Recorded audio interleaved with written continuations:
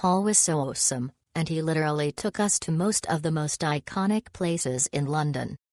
I had a blast. Discover London's most iconic sites on a lively walking tour led by a local guide, perfect for first-time visitors wanting to get their bearings in the city. This experience includes a lunch break at Borough Market, renowned as London's top destination for street food, and finishes with the thrill of crossing Tower Bridge.